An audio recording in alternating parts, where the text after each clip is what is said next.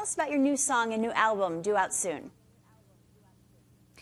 So the EP is called Summer, and my next single is Summer, and I'm just so excited for people to hear all 4 songs. It's Summer, Piano, Alien, and Kisses in Airports are the tracks. And I just got a cut back of the Summer music video, and I'm so excited to get it out there. It's just a song about reflecting on a summer romance that was really passionate and intense, and just all the feelings that you have during a summer romance. It's pretty relatable, I think. Hey, Cassadee, were you always country? Did you know that that was going to be the route?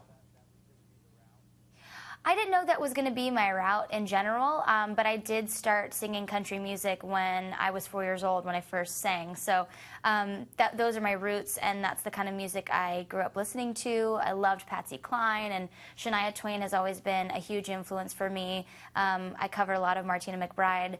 But in my teenage years, I did go a little bit more rock. I had, I guess, my rebellious years, and I loved going to local rock shows in West Palm Beach, Florida, where I'm from. So I kind of went through this interesting, diverse road, and once I got to The Voice, I was pretty open-minded on where I wanted to go musically, so I just kind of let the evolution kind of take place, and I decided I wanted to cover Over You by Miranda Lambert, and that's kind of what started me going back to country music, and it felt really good. That's why I asked, because you know you're going to the lives. I mean, with your voice and what you had gone through up until that point, huge fan of The Voice, so you know you're going to the lives. Did you know you were picking Blake if he turned around? Yeah, I did, actually, and a lot of people thought I'd pick Adam just because I came right off of being in a pop rock band, but I had watched the show previously, and I loved the way Blake coached his artists. You know, he let them kind of have free range and do what they wanted, whereas the other coaches were a little bit more hands-on. But for me, I had such a creative vision. I knew exactly where I wanted to go, and I didn't want, I just wanted somebody to be a cheerleader along the way, so that's exactly what Blake was. Do you still keep in touch with Blake? What's that relationship like? Yeah, definitely. He was so kind and texted me when Think of You went #1, which was really sweet. And I sent him Summer, my next single, and he had great things to say about that. So he's always remained very supportive. I think when somebody like that is such a monumental part of getting you where you are, it's hard to not keep in touch. So he's a good friend. He's been awesome.